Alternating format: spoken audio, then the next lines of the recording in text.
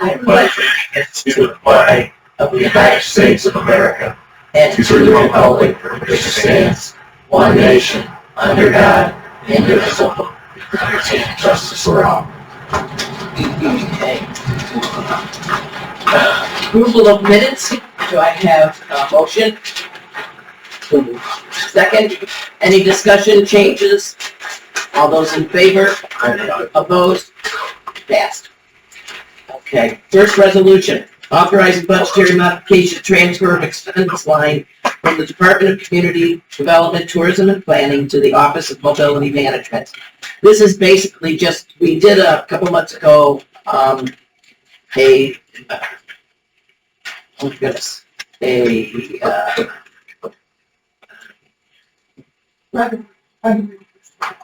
it is, we're changing, we established a revenue line in this project number 95 2 months ago, and this is just making it so that we have an expense line so that we can actually take the money out of community development and put it into mobility management. So it's not costing the county anything. It is simply just a transfer of money and making an expense line so that we can be very transparent, be able to show what we're spending. Second? Second. All those in favor? Aye. Opposed? No discussion. I'm sorry, discussion? Well, it might not be. I was looking around, but I know I needed to say that. Anybody want to, thing about it? Any discussion? Hearing none, those in favor? Opposed? Passed. EP2, resolution creating a position for the Office of Mobility Management. This is a position that when mobility management, even before we established it, it was in Dave Turner's office when he was doing it, and there was 2 positions. And then when we reestablished it, I guess you could say, we only had 1, where we're going, and we have Heather. And what we would like to do is to have a second position at this point, just like it used to be. And especially since our lovely Miss Heather will be leaving us for maternity leave for a while. But that's only the impromptu that we need to do it sooner than later. But in addition, this department is, I'd like to make a motion to discuss. Second? Okay, and so I'll continue. So now we have an opportunity. It is growing in such leaps and bounds that in order for us to continue this, and a possibility in the future of taking over mobility management from OCO, actually having our own in the future, which would be much better if we could bring it in-house, we do need the 2 positions. The best part of it is, it's 100% is paid for the first year. And then after that, it is 90% paid with only a 10% county. Any other discussion? Any comments about it?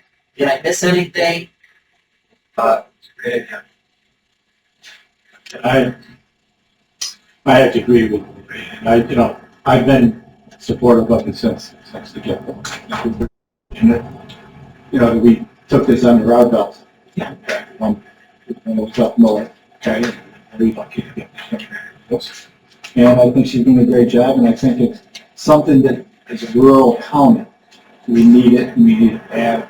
We've needed it since the get-go. Life since what? Started, Been working on this for a long time, right? 2014, 2015. Okay, we brought this forward. Thank you very much. Keep up the good work. So, any other comments? All those in favor? Aye. Opposed? So ruled. EP3, resolution adopting County of Oswego Local Law Number 4, 2024, entitles a local law declaring Oswego County as an eligible area under the New York State Environmental Conservation Law 11-0935 and authorizing the participation in a deer hunting program thereunder. Motion to discuss. Second. Okay, we are having a public hearing, the legislative meeting, and then we will be, if nothing happens there that would change anybody's mind, then we go ahead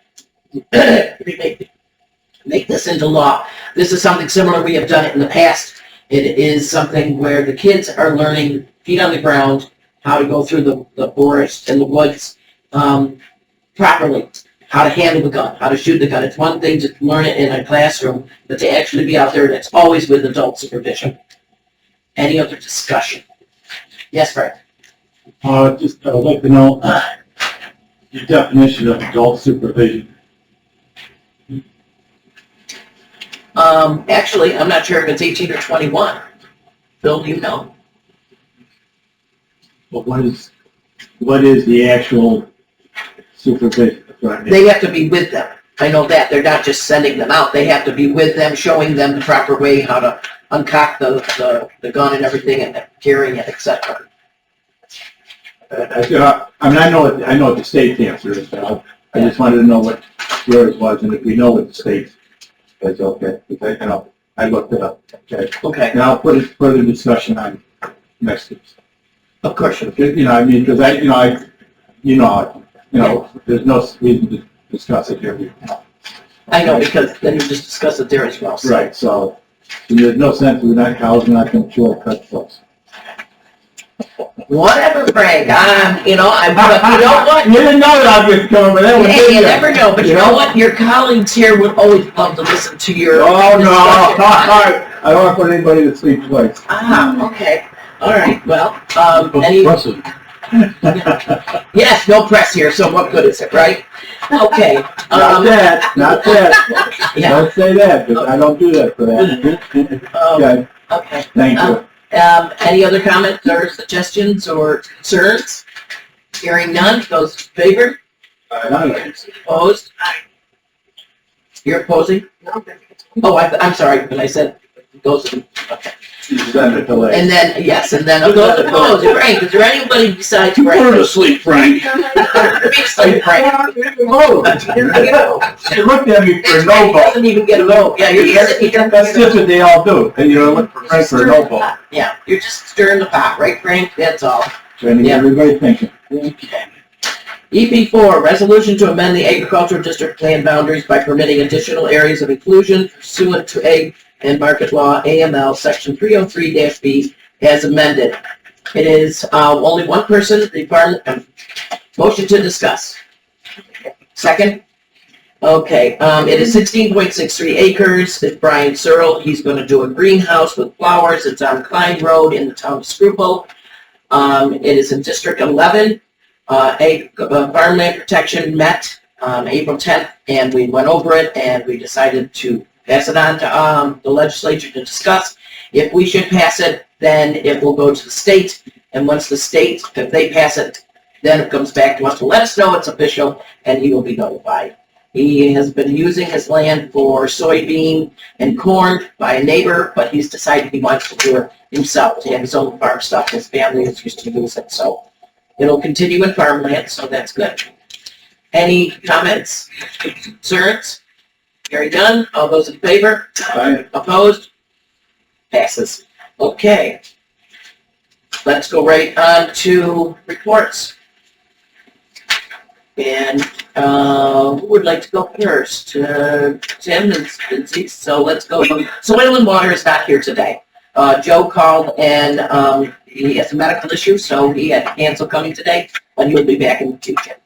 Operation Oswego County update, sir? Sure. I'll give you two updates, and then I can answer any questions. So back on April 17th, we held our manufacturing summit, the very first for Oswego County. It was very well attended and well received. We had about 70 attendees there total, 21 unique different manufacturers, everybody from a 1- to 2-person operation up to Novellus was there. And so it was a very good event.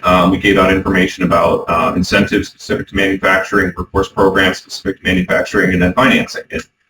So out of that already, we've had, I can't share who they are right now, but 4 different projects kind of come out of that and said, hey, because of the information we found out, it's great. We think it'll help us with an expansion project we're planning or some other things. So it was a very good event, and that's really why we do these things. It's good to do it for the promotional part, but the ultimate goal of doing these things is to see projects come up with it that help bring jobs, keep jobs in Sioux.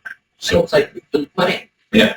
We had a question. Yeah, Austin, I attended, and I'll tell you, I was impressed. Thank you. Not just with the attendance, but the organization and the forum. I thought with having those speakers come up and then sit on that Panel? Yeah. panel immediately after for questions, it was so relative because it was fresh conversation and the conversation was pointed to what they were talking. Very, very well done. Thank you. Thanks. And I want to thank, so our staff, Nate and Alex, who's only been there for 2 months now, they planned that in about 6 weeks' notice to pull that thing together. So they did tell me, let's not do that on 6 weeks' notice again, but I think it was very well done, and we're happy to have done it. We're looking to continue to do more. We're looking to do in the fall a small business summit out at Tailwater in October. And then we're looking to have and this is something that hasn't been announced yet, but we're looking at trying to do a tourism and agribusiness summit for Oswego County tourism and agribusinesses in the winter time. So we're looking to kind of do these on like every quarter kind of a schedule and bring the different kind of businesses in and let them know the programs that are available and eligible to them. So it's a good partnership, and I think we're going to continue to do that. You think this would be like a yearly thing that? Yeah. Yep. Excellent. That's what we're thinking. Yeah, as long as there's state and other kind of programs out there to assist these things that we can kind of continue to tell them about. And I think that, I know Rachel was there as well, that especially on the workforce side, there was some really good information there. And I think that our manufacturers were not aware of all the different things that they can tap into from both the local, state, and sort of regional level. So it's very good. And I was going to say, Rachel's presentation is probably one of the best. Yeah. So you've already had 2 businesses reach out? Yeah. Yep. So that's in addition to the 4 we've had. So it's 6 kind of. Yeah. Oh, wow. That's very impressive. That it's that quick of a turnaround, that they were excited, they're passionate now about doing it. You guys have given them some tools to go ahead. That's great. Awesome. And then the other thing I wanted to mention, and it's relevant because Mel's here, is that the IDA meets this afternoon at 1 o'clock over at our office. And so we have a pretty full agenda, but if there's any questions about that, we'll take those as well. Any questions for us? Yes, Frank. North of Phoenix, south of Fulton, just about where the RV park is, RV trip. What's going in there? Because that all got cleared. Do you know, anybody? We're not involved in it. You guys didn't get anything, but, did you? No, I know just what you're talking about. On 57? Yeah, it's about 57. And I've had another person asking, the town doesn't know anything either, so I don't know what they're up to. Let's, you and I after this meeting, we'll look into that, because that, I would assume, would have triggered a 239 review request. So let me see if we can look into that. Yeah. Because it's on 57, you said? It's right on 57. 57. It's where the old, Before you get to RFH's, going to Phoenix. It's where the old trucking company used to be. Gypsum. Yes. Yeah. Yes. Gypsum cleaned that whole thing out. It's either getting ready for solar panels or apartments or houses, hopefully. I'm trying to think. I believe there's a new water line going down. Water line going down through. Yeah, and that has led to a lot of excitement in the area, because people that aren't even in that thing are like, well, wait a minute. If they're getting water, we want it. So we've had a lot more people wanting to go another water district. Those pipes being laid along the road has created a lot of interest. And 264, there's another place coming out of Phoenix to the left on the way to Mexico that's all been cleared out. And I've been trying to find anything that's going in there. Nobody knows. So there's some mysterious work going on in the town of Schuylkill right now. Yeah. Any other questions? Okay. Tim, do you want to go with planning and community development? Sure. So, ready for tourism. Do you mind if I give tourism right now? You can do whatever. All right. Sorry about that. So I've got some updates from our folks at tourism. As you probably all saw, that we do have National Tourism Week will be coming up in May. We're going to be doing a proclamation at the end of the meeting for that. I do have some information though from our tourism folks. Obviously, in the last month we had the eclipse, and it was all hands on deck for a number of weeks. The tourism staff and public information is just an absolutely incredible job. Long hours, but I want to give just a couple of reports about what we saw. So I'm not going to get too deep into it, but just as far as the Facebook, social media, those kind of things. So we had, in the last month, we had over 63,000 people who saw our post once, that's a big reach. It's about 60% up from what we've seen in the past. So that was pretty incredible. We had 5,400 engagements. So that's a little more than just they scrolled through and saw it, right? That they focus on it quicker. And we had over 100 new followers on Facebook, so that's exciting. 36 new on Instagram, 3,400 people reach on Instagram. We're trying to get a little more on Instagram. Kids these days like that stuff, so we're trying to figure out how they reach them on it. Obviously, that's not going to be. And then our content interaction is up 70%, which kind of is a real remarkable indicator of just how many people are using our social medias. We have not been paying for any of this, so this is just organic, as they say, people scrolling through and seeing it. The top performers were 2 of our Eclipse posts, which had over 15,000 interactions.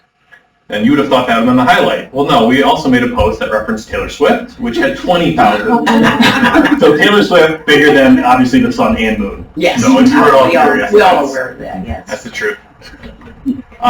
Also, really kind of a cool thing was we streamed the light sound box. That was a way for folks who couldn't see to also appreciate the eclipse. And so what it did was it reflected light and it changed a pitch. It had like a pitch change so you could hear the eclipse. And we actually had over 4,000 people from 12 different states and 6 different countries, including South Korea, Spain, and Denmark, that followed our light box. So I wouldn't have thought of that.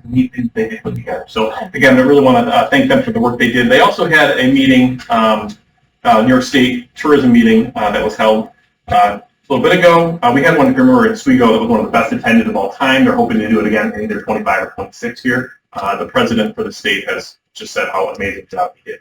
Okay, I want to give a lot of credit to our staff. They attended a session on diversity and travel. It was comprised of I Love New York staff. They discussed how marketing your destination, but talking about the accessibility options opens up a whole new area of travel. It's something that maybe sometimes we don't think about. And so it's something that, again, we are more focusing on trying to reach a new group of travelers as well. So I guess, again, we try and we've done a couple of these events, and they really are opportunities for us to kind of get the word out there to people who care, people who travel, people with disposable income, that we're trying to really draw in here. So if anybody has any questions on tourism stuff, I wanted to just give a quick update. The question is there any way to find out if anybody else did the light box? We can look. You don't have To the best of my knowledge, I believe there were only 2 or 3 other people in the state who did the light sound box. Okay. And I don't think that they made it available to the public like we did by streaming it live on Facebook.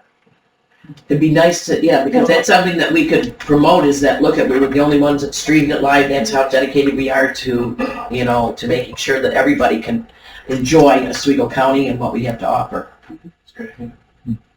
Interesting. On the planning side, just a couple quick updates. We're soon approaching CFA season, so if any of your communities are looking forward to doing grant, this is your opportunity to get money from the state. So the county office is more than willing to help. I think with Austin and his folks, but we have a county grant writer who's been very active the last couple weeks between the broadband grant application and a couple of congressional grant applications.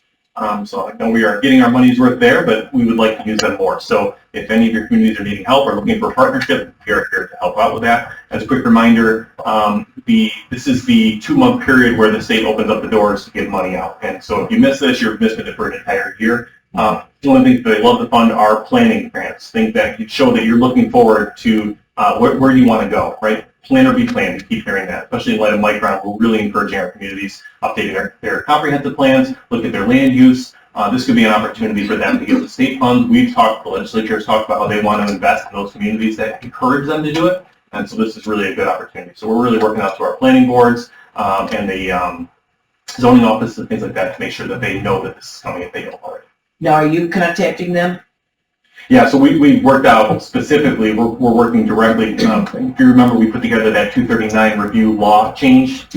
We had almost, I think, 30 or 40 different communities or community members be part of that. From that, we came up with a contact sheet. We've been using that to reach out to them directly, to make sure they are aware of things. That's awesome. I was just going to add, and I had forgotten, and I'm glad Tim reminded, with the CFAs coming up, we are hosting a CFA workshop at CNY Arts on June 5th from 3 to 5. So that'll be going out everywhere very soon. So you'll be contacting the towns for that then? No. In terms of the workshop, I mean, we're going to let them know that we're having the workshop. Okay. We're doing that, but... Oh, that's what I mean, is that make sure that they're aware of the workshop. Yes. Yeah. Now, who do you contact, the supervisor or the planning board? Supervisor. Supervisor? Where was that again? It's going to be at CNY Arts in Fulton on June 5th from 3 to 5. Thank you. Then as a quick update, last month was Fair Housing Month. We are in the process of filling the Fair Housing Council seat. If you have folks who are interested, feel free to reach out to me directly. Also, our county attorney is in the process of updating our outdated fair housing law. Those are my updates.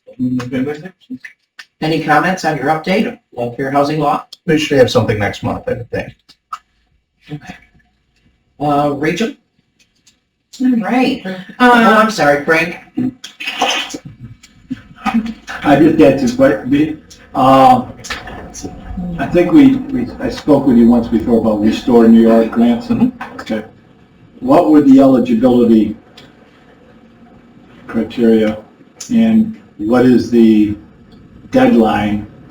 And does it go again, start, like the next day for the next year or something? It's a great question. So there was a couple of years ago, I think it was almost a $200 million pot for the whole state to utilize. A number of our local communities were awarded out of that. I think we probably got, what, 6 to 10 million somewhere in between that? 4 projects were awarded over $6 million. So unfortunately, last year, which is the one that's open currently, was only 60 million for the entire state. So you figure there's 10 regions, that's 6 million a region, 6 counties in our region. You kind of get to the point where we're looking at. Typically, these projects are very expensive projects. They can usually be awards of $1 million, $2 million or more. Lock 1 is a really good example that was funded to this. In the governor's budget, there is $50 million for the next round. So that we expect would be at some point from now to the end of the year, they would use that potentially in 25. But we do see some money there. That is the lowest it's been funded at least the last 10 years probably. So it'll probably be very competitive. The current one is the application is not due for another couple of weeks, but you had to have a pre-application in. If you did not put a pre-application in, and that was a couple of weeks ago, you will not be considered for the application that which is in there. So if it's not in yet, you're out for this year. What's the criteria what do you need what has to happen for you to be able to put your, application in? I can So it has to be. I would have asked you. Yeah, sorry. No, it's okay. We're working together on these things okay, now, right, so it's good. You get the show. So it has to be submitted, first and foremost, it has to be submitted by municipality. It can't be submitted by developer themselves. The project has to be on a site that has either a building or significant structures still that need to be either improved or removed, demoed as part of it. So it can't be a greenfield site. If you have just like a plain greenfield site, it won't work. It has to have something, either for example, like the Nestle site still has some structures on it, but there's not a lot left there. What structure? When I say structures, it's got like a loading dock. Foundation. Yeah, foundation. They consider that structure. So it's man-made structure. Yeah. Okay. So or just a building. So like say like Minetto, like you've got a bunch of buildings that are along the waterfront there that are in pretty bad shape that they need to be restored. I mean, it would be an obvious restoring our project. So it has to be something with a building or some substantial structure still there that either needs to be rebuilt or demoed and removed. Or brownfield site. It could be a brownfield, but it still has to have a structure or it has to have a building. So it has to have that because we've tried. Okay. Thank you. Okay, any other questions? Talk. All night being out through the sound box, but we were chasing the clear skies that day. We ended up a long ways truck stop. And my wife set the camera. And of course, we were watching everything. We come home later that night. She said, "You gotta listen to this." Right as the sun started to set or started to get dark, we had a bullfrog and another bullfrog. Kept it up all the time that it was dark. Thought that was. We had actually looked into hiring those bullfrogs. Tell you. We can get a hold of their agent. Only in Jefferson County. Only in Jefferson County.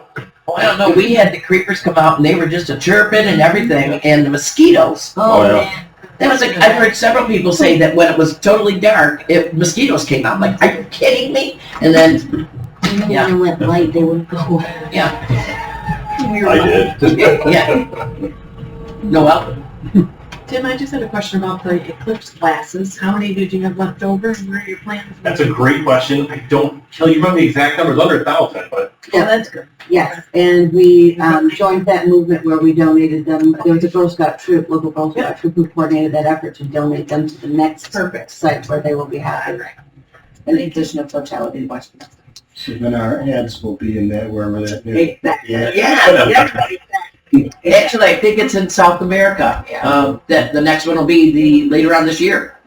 And so they said that I was approached to get them, but we had already sent them. And because they wanted to send them down for the children, they said. They wanted to mainly give it to the kids because, they don't have enough for everybody, but they thought the kids would be staring at it more. But it's good that we're recycling these. Okay. Rachel. Pass those. So we have our job fair coming up on May 9th at the Lake Ontario Event Conference Center. We have we have 60 businesses that are going to be there, which is fantastic. It's from 2 to 5 that day. We do have a session from 1 to 2 for high school seniors. We've had a couple of the school districts contact us back and say that they're bringing a group. We also, last week, decided to do a resume day, May 6th, so that'll be on the Monday of that week. And we put out a press release for people to come into the Career Center and get their resumes updated and get them happy so that then they're prepared for that job fair. So that's the new thing we're trying this year. We've tried to do it at the job fair, and it's too much of a hassle to do it right there. So doing it a couple days before, hopefully we get some people registered for the center. What about the day of the fair is to give them out a checklist that if you want to get your resume, these are the things you need to have when you come to us.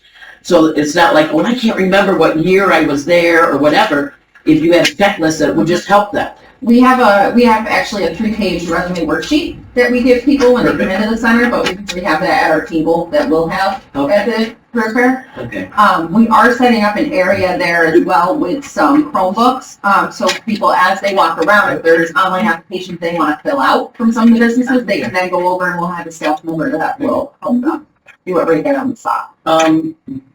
Will you notify all the other, how many businesses you said would be there? 60. Of those 60s, that they would be able to say, if you're interested, they have a computer over there. Let them know that you, okay. Yep, we put that out on the reminder email to everybody. So yeah, we're excited. We've never had one this big.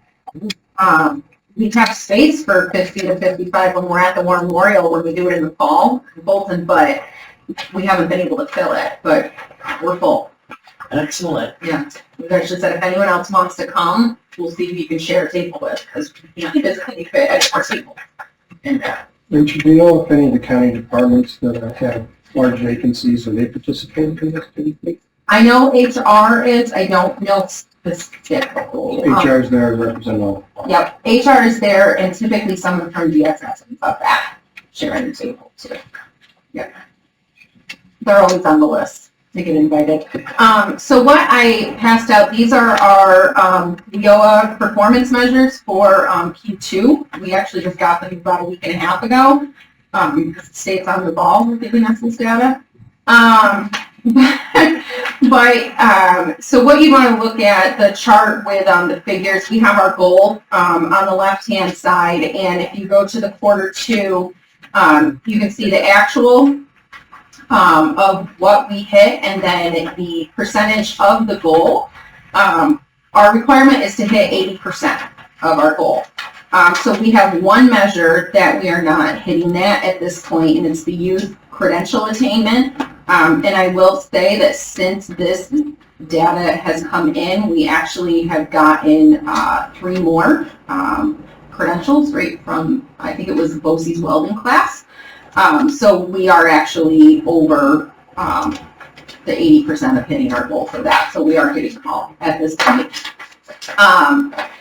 The state has put out there that if we maintain that we are hitting all 15 of the adult dislocated worker and youth measures by the end of program year 23, that there will be additional funding that we can get. So there's an incentive that could be coming from the state if we need to switch we're well above the 80% on all of these. So staff's doing a great job. And obviously we're getting people that are getting employment, maintaining their employment, they're successful in their trainings that they're going through. So it's really showing. And staff's doing their data entry, which is how they're getting this data. So all around, we're doing a great job. The bottom measure on here, the adult priority of service, this was a new one that the state had put out last year. It has a goal of 75%. That is not the federal requirement. The federal requirement is a 50.1%. And if you look at Q2, we are at 50.2%. We finally hit it. We are one of 4 counties in the state that is hitting that measure. So the priority of service is we have to be serving over half of the adults that come through have to be either low income, receiving public assistance, be it basic skills deficient, so they can't read or write, or have digital literacy, or are disabled, and we are doing that. One question, you said something about welding. Yeah. Do you know, because of the lake that we have and the activities, do they teach underwater welding? I don't believe so. That's It's not 100%. That's a lot of money, I know, with underwater welding, and I just didn't know. Those are specialized commercial diving schools. Okay. A lot of them are down south. It'd be interesting to see if we can get one there, but Yeah, it's, you make a lot of money doing it. yeah, It's big very time. dangerous work. You make a lot of money doing it, but it's not taught in standard welding class. It's a specialization. You're also taught all the other commercial diving skills. It's part of it. Be something good perhaps to think about when Yeah. we have the whole marina thing, is to have that kind of, even if it's a very short time period, but we bring in a certified teacher to be able to do that. That would be an interesting. It would also be interesting because I know for the nuclear power plants, they need underwater welders to do those kinds of things. So you also have sort of a built-in base for that. One of my best friends does that. He started in nuclear, and now he's a project manager down in Tennessee for TVA. And they have a lot of that down there, like the Atlanta and Tennessee Valley area. They have a lot of those welders. Yeah. They also come out of Yeah. Yeah. So, Rachel. Yeah. This is good information. How do we leverage this to I would think it would create some momentum or some excitement within the underserved? I mean, how does somebody that hasn't partaken in any of this, how would they find out about it to get excited, to think that, geez, if they did that, I could do that? How do we get that? DSS? That's a good question. I mean, we try getting out there between DSS, we actually have been getting a lot of referrals lately from them, to get folks, but it's a lot of word of mouth, we've noticed lately, of people coming in. I mean, if anyone's got any other ideas to reach people that are not out there, I mean, that's what we work on a daily basis for improvement. I think it's a hurdle for us, Yeah. Oh, it definitely is. because if we could build some pride in that community, again, that's what they lack. Well, that's actually was part of the conversation with the manufacturing summit too, because part of one of our main services is our on-the-job training. So if businesses can hire somebody that maybe doesn't have all of the qualifications for that perfect entry level, bring them in, and we can help set up a training plan and then offset the cost of their wages for the first couple months. It helps the business to take a chance on somebody too. So hopefully we get more businesses to take advantage of it. I mean, there's really 3 that do it on a regular basis. What are those two? Felix Scholler, Pathfinder Bank, and Men Ambulance. We do a whole EMT academy with them. Those are really great. Thank you. Yeah.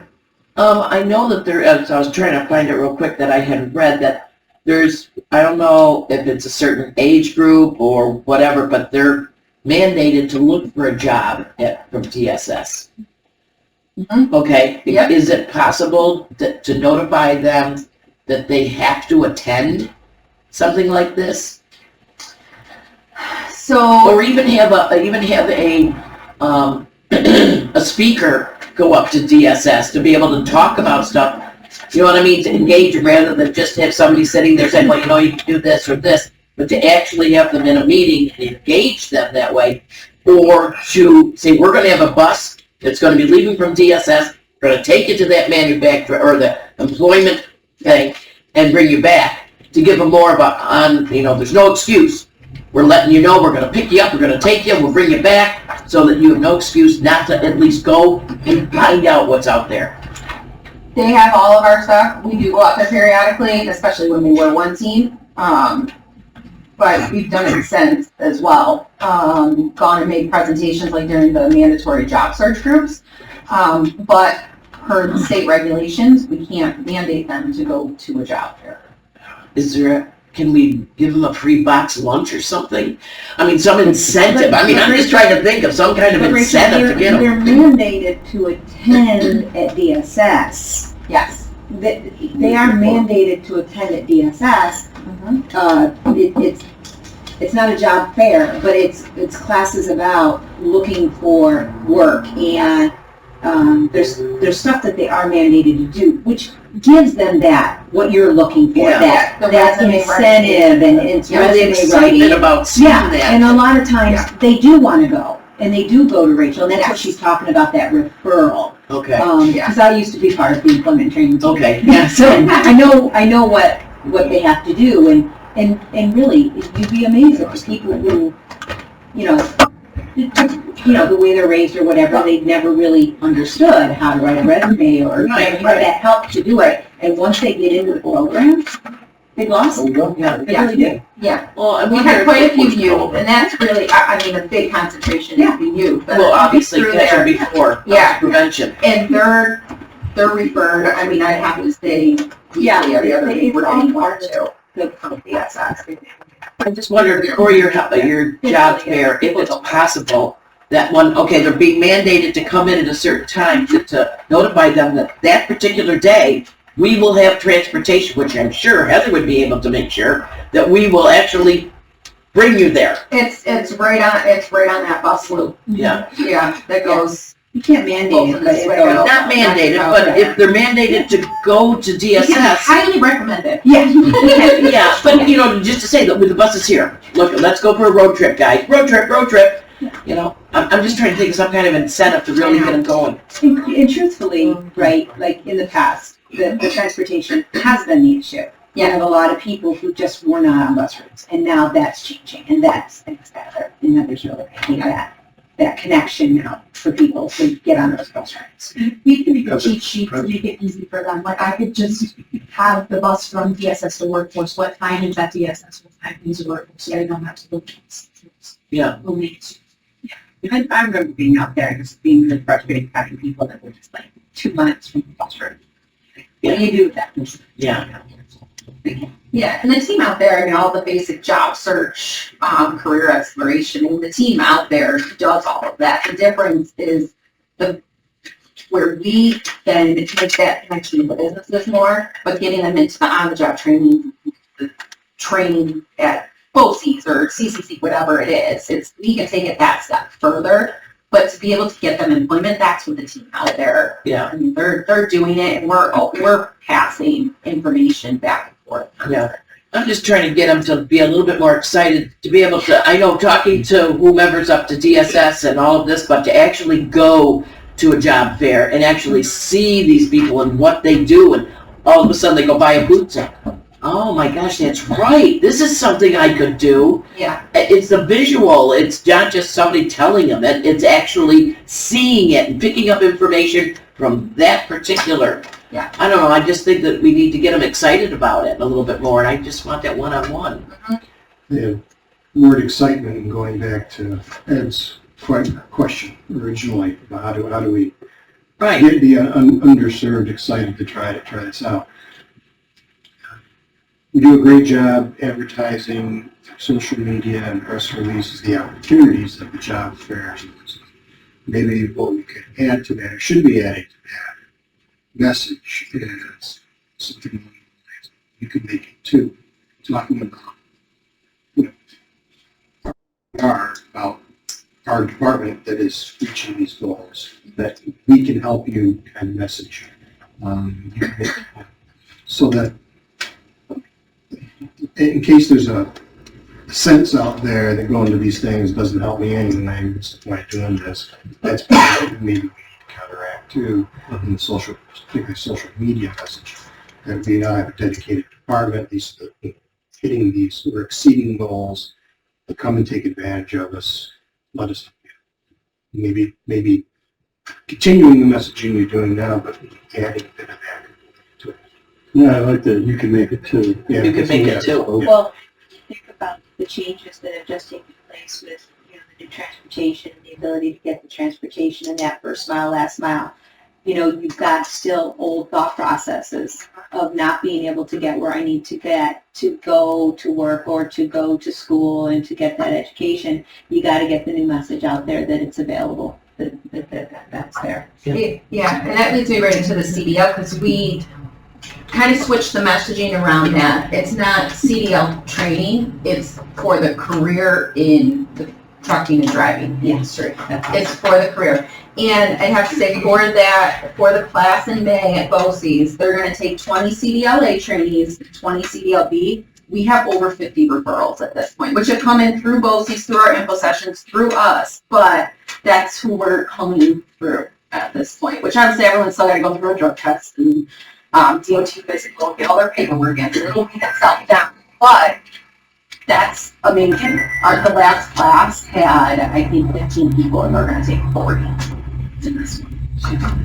Yeah, it's awesome. Yeah. So we'll make sure. That's the reason we're getting another person. Okay, Roy?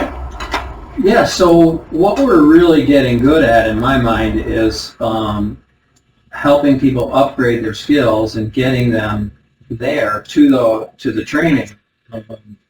So maybe it's time to take that whole idea of advertising this on Facebook or whatever, take it a little further. Maybe we should be doing some kinds of posters that we have at DSS that are focusing on these concepts of, hey, upgrade your skills, find your new career, we'll get you there, you can make it to, these kinds of catchphrases that we can have on some, and then maybe even some videos of success stories, testimonials, that can be on Facebook as well, of people that have made it, or, made the change because I didn't think I could do it, or, I dropped out, but here I, was able to, they got me there, I went to the training, and now I'm a CDL driver, and now I'm a That does those video snippets for lobbies at DSS or on social media project for the development efficiency. Right, it could run right on a TV screen at, Right there. at DSS. Yeah. What about, Yeah.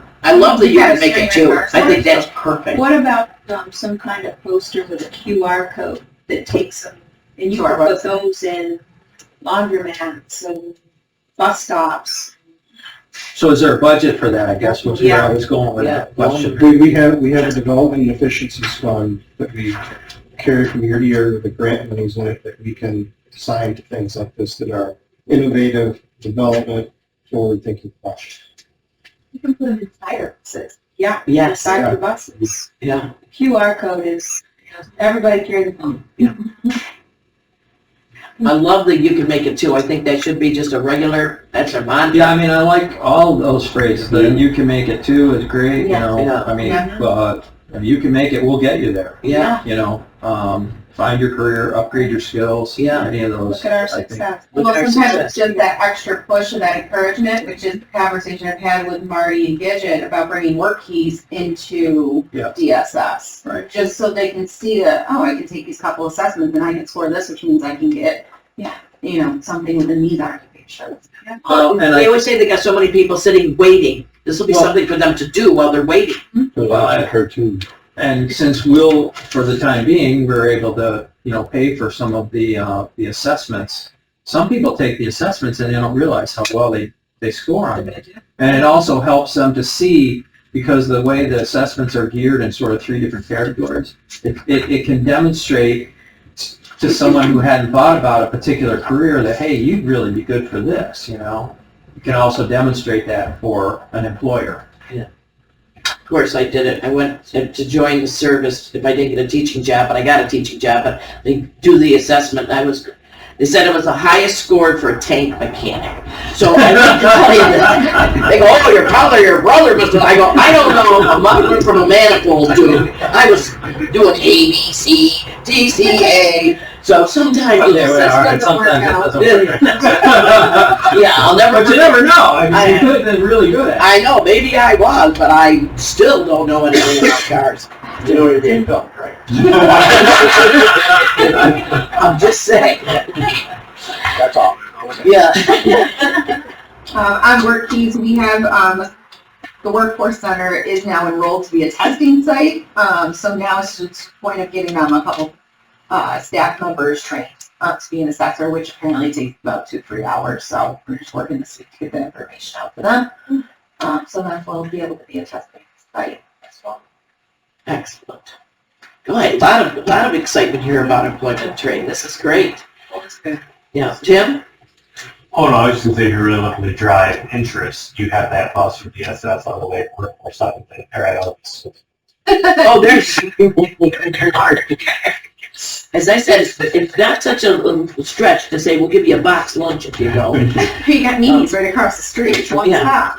Any other discussion, comments, or suggestions? We do have, after this, we're all going to go into the lunch chambers because we have a proclamation to read.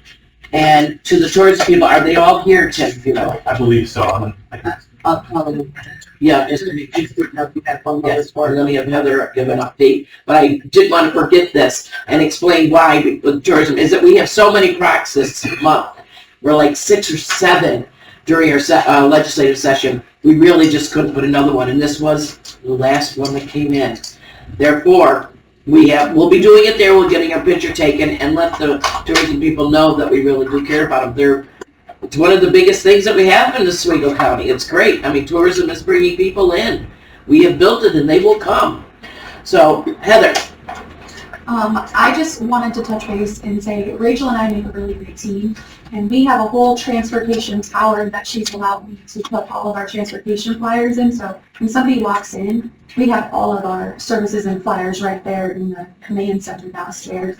We also have a transportation table at DSS that just has transportation materials. Oh, that's good. And I will be at that career fair. We'll have a table set up, and so if somebody is interested in a specific job, we'll have my laptop there. They can come to the table, sit down, and choose the plans and specifically how to get to that job location from wherever they're from. So we work really well together. Yes. So once again, make sure that information is at least to get to you on all of those company tables. You know, something about you need transportation, make sure you see, you know, the transportation table itself to get more information. I just don't want them to miss your table and, you know, So, how did the resource fair go in Alaska? And just touch base on that? Yeah, so the resource fair went really well. There is a new Alaska farmers market manager that I connected with there and learned that they were able to get the amount of farmers needed so that they can accept SNAP now at that farmers market, as well as WIC, senior and veteran coupons, which means we will be able to plan transportation to that market this year and bring transportation back up there. So I can start with farmers market, but I'll test these around for you guys. But we will be bringing the farmers market routes back. I put the data on the very bottom right here, so you can see year 1 we had 57 riders. Last year we had 223 riders. So I anticipate with adding another market and continuing our hybrid routes, which is something we did last year, was we provided bus passes for people that lived along the central route so that we didn't take away from their public transit system, but we paid for the bus passes. So we said, hey, you could take this, and we made individual schedules for those facilities and how to get to that market. So we'll do those hybrid routes again. We'll do a route up in Pulaski, and then I'm thinking this year we might have possibly 2 buses for the Oswego market, east and west side, so we can reach further. There's been a lot of interest to go to that market, and there's no parking down there. And that market also had our highest ridership. So year 3, we'll trial something out and expand it a little bit, but I'm really excited to do that last night. It's been very and we actually have a task force meeting today in Alaska after this, and so we'll talk about what type of locations they would like to see. I think they're breathing all new life into the farmer's market. Peter, that. You got some new people involved with it. Sounds good. Yes, they are pumped about it. When I talked to that market manager, she's very involved. And so they're bringing a lot of new vendors. I've heard they had a tremendous amount of vendors that have decided to go to that market now, so there should be a lot more involvement there. Do we have, or have you ever considered having some type of bus transportation to the county fair? Yes, so there was transportation to our county fair in Sandy Creek back in 2018. I do know that it didn't have a whole lot of ridership, although that is something I would like to revise and talk more. I haven't really talked to you guys about doing that fair, but I'm going to show you guys a draft of our bus routes, and we do plan on parking our bus there so that people can see the new route, go onto the bus, see the seats, and get, see all the new features of it. But we can do something like that. It's not difficult because it's on the weekend, so it doesn't interfere with any of our typical routes. So we'll have drivers, we'll have buses available. And I have the old schedule, so I can kind of see what stops were on there before and see, what was working, what wasn't working, get the old data. But yeah, if there's interest, we can definitely do something. We're trying to revitalize, get more to get that, and that would be something that people that don't have it, or if they don't want to have to park, whatever, you're just going to bring them right in there. Okay. I would also like to potentially, and I talked to Roy and Tim about this, but Central has told us that they cannot do park and ride locations again for the New York State Fair. They say that since COVID, they haven't redeemed their numbers of drivers and that they are focusing more on Onondaga County parking rides. But when they say no, it gives us opportunity to say yes. Okay. So I pitched it to them and I said, hey, it would be really great because again, like we could choose a Saturday that partners with Senior Day or Recovery Day, and let's just pilot out a couple buses Saturday, maybe do a park and ride at the Hugo Community College because there's a lot of parking right at Park, even in Central Square, areas that people would be able to park, hop on the shuttle and go back and forth and just trial it and see. And if it's something that we get a lot of ridership on, that's something we can always include as a seasonal route in the future, like we did with Farmers Market. So that's definitely an opportunity there, but we've been getting a lot of interest, a lot of requests for that. Now, how many park rides did they have? They had 3. They had one in Fulton, Oswego, I think Phoenix was one. and Phoenix, yeah. So they did have 3. And I do ask them every year. I meet with them quarterly and hey guys, meet again. So what's going on? So I'm constantly, getting updates from them. They did give me contact information from the director there, so I can coordinate with them because they are very territorial over where the buses stop. Oh yes, well, actually the one that is the state troopers. They determine really where you're going to stop. And it's a new director, so he has no experience, or she has no experience on this. This is a whole new game plan for her, as I understand. But do you have the numbers as to the Oswego, the Fulton, and the Phoenix?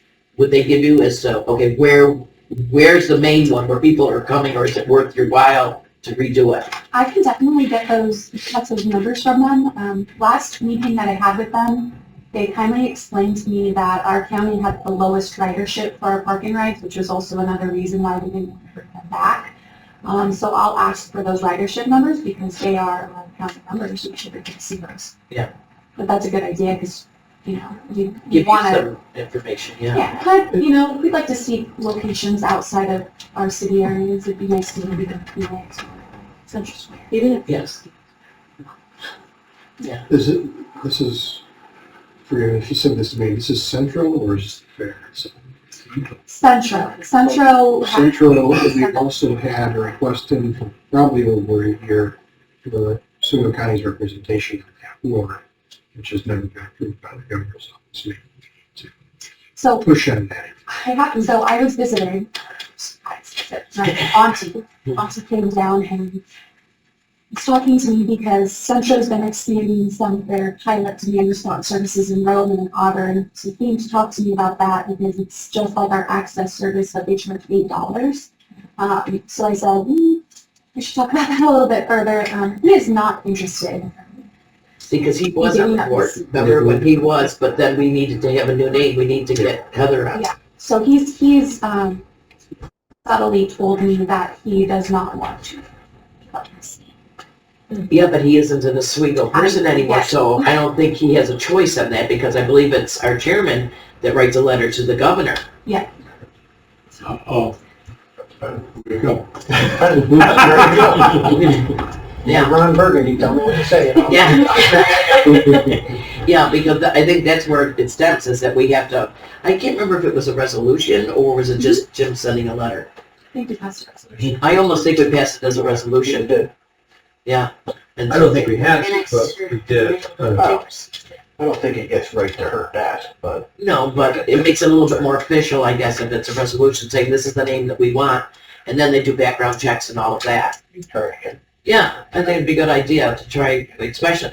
And where's Monty living now? I don't even No, I know he's not in Oswego, so he really isn't our representative. Wherever he lives, he could be their representative, but that still leaves us with an empty seat. Yeah, just there. Maybe we should get a note from him that he has resigned from that, or... That he is that he is no longer representing Oswego County, he has resigned from our mobility management, and we would like to have our own representative there. Yeah. As you said, he doesn't want to give it up, right? Yeah, and he's So we retired, don't need so to- he's just looking for something to do, I guess. But So if he's not living in the county and he's retired, by default, he's not our, we don't need a letter from him. Yeah. We can just say that it's vacant because the Yeah. person that represented us is no longer. Well, he's not attending anything or doing anything. Well, he goes there, right? He goes to Centro. He's been to some of them, and when I sat down with him, he didn't know anything about any of our transportation updates. So it's hard because if he's representing us and does go to those meetings, then he's not giving them updates. This is what we're doing. I update there's a group of 4 people that I meet with quarterly, but they don't sit on Centra's board, and they're going through a huge reorganization with their CEOs stepping down. So this would be a good time to get to redo this. Is it something that we can have for this meeting? For our lunch meeting? Can we create it? Because we've done what we need to do. It's all been sent in. I know, or even just recently sent it. I already sent it certified mail, and they have received it. They sent the slip back. I can always follow up on a phone call. Also, we've already done for her. And I sent the letter twice. So the first time when the resolution originally went out, we certified mailed it, and then we waited for a while and never got a response, and then I recertified it, resent it again a couple months back. This has to be that we did this last year that we initially sent it out, so it's been a while. It's been a year, we still don't have. We still don't have to. I can always make a phone call. Yeah. I think we're gonna send Raven right up there. He'll get it done. That's right, come on, Raven, you go over you just take care of that, okay? You got it, I'll give him a call. Firebrand over there. I do have sample of our first bus was sent to be wrapped last Friday, so we should start seeing them on the road very soon. This is just the small bus design. He sent a drone up, so if you see the drone operator, thank him, because he went and took photos at our house for the other design, because they wanted a couple additional photos. Yeah. Now, see, now that is something that, yes, yeah, that's gonna be awesome. It really is. So the first bus will take about 3 to 4 weeks because it's the one that's used for measurements and cuts, and then the others will be about a week each. We can only wrap one at a time because we can't really pull them off the road that long. How many will be done? We have 6 small buses that are 16 passenger, and we have 2 larger buses. And our new buses, we ordered 3 new cutaways. Those buses are arriving August. So we'll have 3 new buses on the road by August, And which then we'll wrap that. they go straight from the manufacturer to the route. Yeah, so that's So you're nice gonna for us. put that on a board, set it up in your shop? Well, I gave one to Tim, so he can hang it in his office, and then I'll be hanging this one, and there's a lot more air space to go for it. And that really that was really driven by the legislature, the concern about, identifying exactly which our buses were. I know there was some confusion on what LPD meant. Some people thought it was legal physical therapy, and that they couldn't ride these buses. So I think this leaves no question of that this is Yeah. Well, I never thought it was till I became legislator and I got onto transportation. I had no idea that was for everybody. I thought OPT was a cerebral physical therapy. So this is full circle for me, because that was my one thing when I went in for. I said, you gotta let people know who we are. Well, sure. Physical therapy is disappointed though in our lack of marketing. Okay. Well, of course you do, yes. Well, we have updated the phone number on there, and there's also, our website is oswegocounty.com/transportation. It now has our digital trip planner embedded to that, has all our transportation information, my contact information, email, and links to our public transit providers' websites. So that's right on our county webpage. David, Lisa did a good job with that. Wasn't there a problem with the phone number? We got it fixed. Okay. Good to go. We are good. Okay. Okay. That's good to go. We did not realize, we had not publicly put it out there yet, but because it's on the picture of the bus, which was used in some marketing, phone number got out there. That's what we realized. So IT was great. They transferred it, so now you call that number, it goes to purchase. Okay, we're good to go. Okay.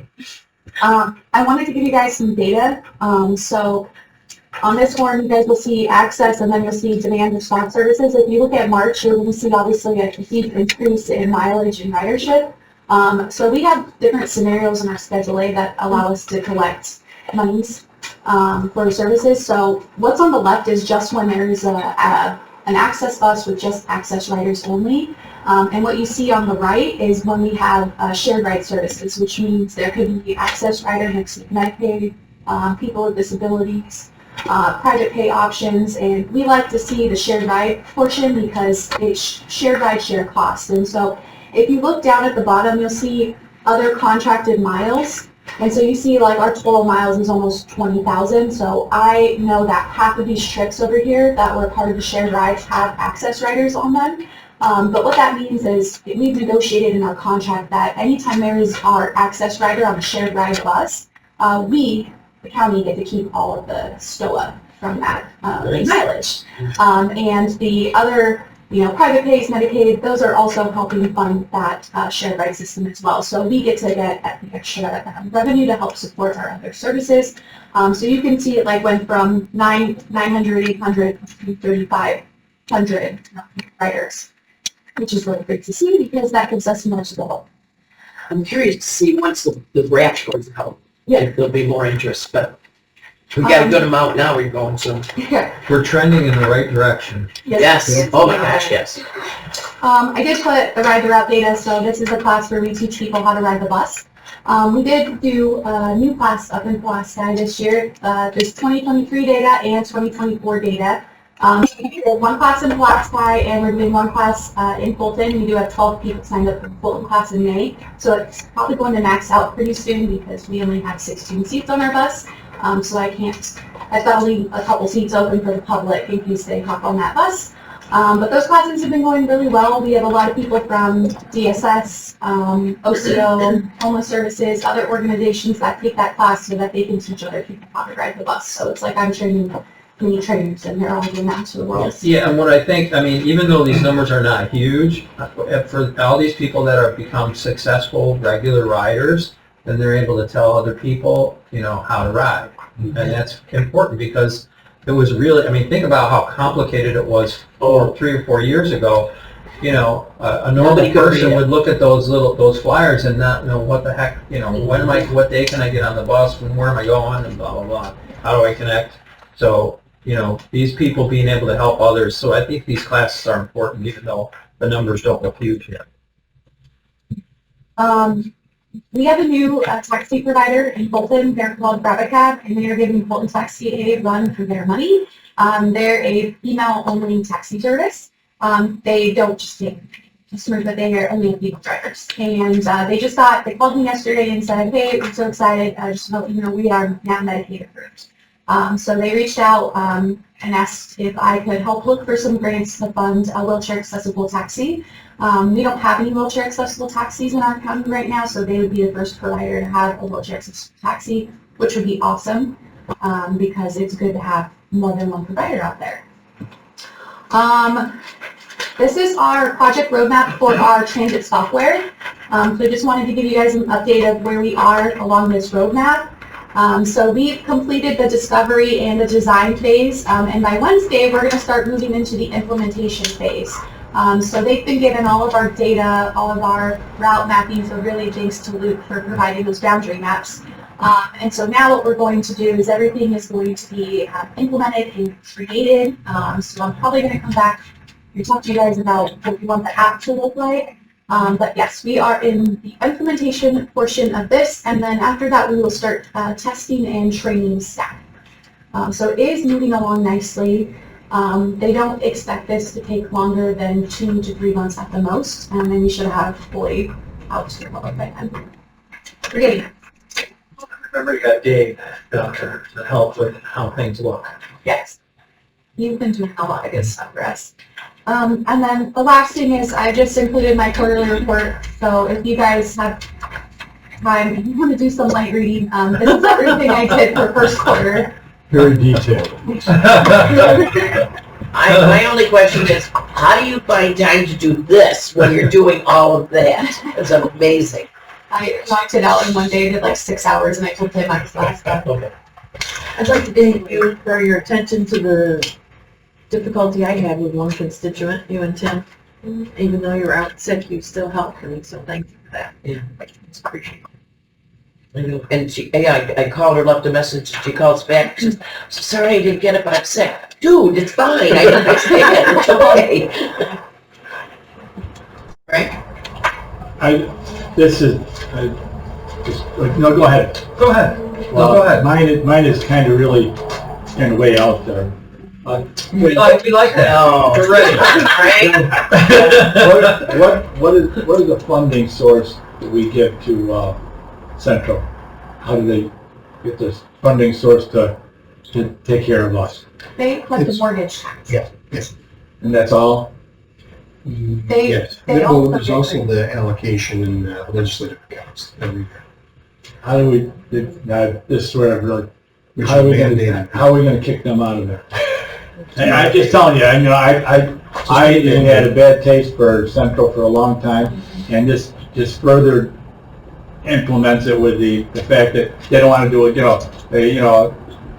ride, to go up to the state fair out of Oswego County. Why? Because, this, that, and the other thing. I'm just getting tired of Central. Right now, we've got somebody that's ahead of our, transportation here, okay? And if we can hold on to her, okay, I think it's about time for Oswego County to tell Central, where they can put their buses. And yes, I know I'm taped, and I don't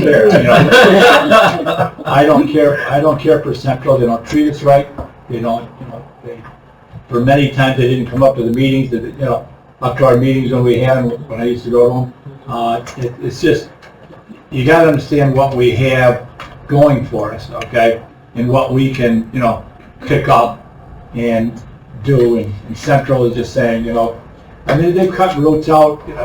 They just do. They do it, and they don't care. I had a young lady in Fulton. They used to walk from the corner of 57 and 31 up to Lowe's, be able to come back down there to get a bus, okay, because they didn't go all the way up there in the wintertime. Okay, they cut that route out. And then one day she went to work, walked all the way down and stood there. And Central had cut that run out that day for her to come home. Okay, so I'm tired of Central treating us like second Second, yes, second, yeah. That was second class citizens, and I think it's time for us to start doing something. But, right, thank you very much. Well, that's okay. Okay. So I think we should probably start posting ads because this is like a reality TV show. YouTube. And I think we should add Heather and mobility management to the agenda. So it's Yes, right, I was thinking that so it's already, right that she on needs there. to be right on the agenda. So, Jim, you had your hand up? Well, it seems like I remember it's like 8, 10 years ago, that part of that mortgage tax being assigned to Central was an elective thing on our side. So anyways, if that's true. We can find out. We can find out. Yeah. Well, I remember it being discussed. I think it's either, it might be that or it might be some of the state DOT funds. I'll have to check. The part of the mortgage tax bothers me is that people up in Redfield don't use Centro. They're nowhere near Centro, and yet they get part of the tax of their mortgage for their house up there. To me, it was like, why should they should only be getting mortgage tax on the people that are actually near a Centro route. So, I mean, seriously, I'm up there and I'm paying this tax to them. Why? I don't use them at all. I can't even get to them. Well, we could get to them through your buses, but you know what I mean. A little bit more direct. yeah, but that's why the incremental steps that we're taking to continually increase ridership, to improve everything that we're doing about mobility management, that it's all heading in the right direction. Yeah. So if there's an ability to take more of this inside at some time, if there's an ability to have the mortgage tax come to us because we're providing a service that Centro's not providing, maybe that, I'm sure that will come down the road. Yeah, that could be a whole other source of revenue. We're on the right track. We have to watch them too. That Mexico route used to be our route, and we became successful. They came in and took it over. Because they're the authority, they can do stuff like that. So we need to kind of watch that relationship also. So yes, we want them to be successful, but I also don't want them to take things over from us and us not having control over it. They get $10 million a year in 5309 funding, which is small urban funding. They get all the small urban grants, plus they can tap into rural grants as well. So they can do, because they're in rural and small urban community, they can get both sets of grants where we can only get rural grants. So they get a lot of different funding sources fed into them. So I don't think they really need the mortgage tax from people up in Pulaski and Richland and service up there. So as we increase ridership, we're getting more money. We can see that from your first chart there. Is there a cap at some point? I mean, if we were able to really make this system work really incredibly well and lots of people using it, more people were able to get to work on a daily basis type of thing with it. I mean, I wonder what the cap is, if there is any. We have, in our fixed route contract, we do have a mileage do not exceed, which when we go back out to bid, we've adjusted some routes, so we'll have to take a look at that cap. But in our access service, we do not, that's only a pilot, so that's going to go back out to our next year. But we do need to, I would love to have a transportation facility built and take that away from the vendor and have our own operating facility. But we need to expand our fleet and we need to, hire drivers and things like that. So I'm looking into other grant opportunities outside of our 5311 grant and possibly maybe 5310 next year so that we can acquire 2 types of buses that are funded. Quite a ways from that, but yes, that's a dream. It's where we're going towards. It's working to be into. Other counties do have their own transportation, I believe. Well, we need to also watch that because I just have really close with Portland County. Their mobility management is also internalized with their county, and they in their county they used to have TransDev. TransDev is their provider, and they would flow through all of their STOA, all of their DOH, whereas we get all of our STOA and DOH, and then we pay a per mile rate to our vendor. They tried to do that and go out to bid with their vendor, and their vendor bid $9 a mile because they didn't want to do that. And so their legislature passed a resolution and asked Central if Central would come in and take over all of their routes because they could no longer afford their smaller transit system because their provider is not giving them a decent per mile rate on their bids. So Central is now probably going to go take over Portland County completely, and their smaller transit system is going to dissolve, which is why it's so important for us to have competitive bidders against our current vendor, which we have been working on relationships with and different ways of how we can find other people to bid so we can keep our rates low. We do not want that to happen here. Yeah, competition is what it is. Yeah. Well, what, are you talking about, what if we take it over completely? I don't think they're an authority, so when there's an authority here, we don't really have a tremendous amount of control on where they go and what they do. I mean, we can have conversations with them and make recommendations, and I am sure if we wanted Central to leave, I don't know how that would happen. The county has a seat on the authority. Well, that's what we're trying to get is a seat on the Yeah, authority. the county has a seat. It's a gubernatorial appointment. The county can send names. Well, that's what we discussed. They haven't acted on it. A year we sent it ago. And Raven's been good about resending it when we don't hear it. And still nothing. Yeah, on Raven in person. That's what we were talking about, sent Brad up there. They're not ready for that. Any other information or comments? I'm Ed? I just, a good meeting and, you know, the involvement from our employees here just shows what a nice example, quality of our employees. You guys are just an example. We have a lot of good employees. To have the right people.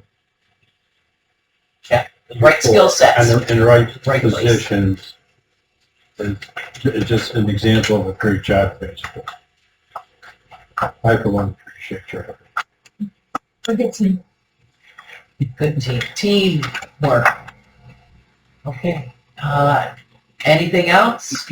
Then motion to adjourn? To adjourn? Second. All right, let's reconvene over in the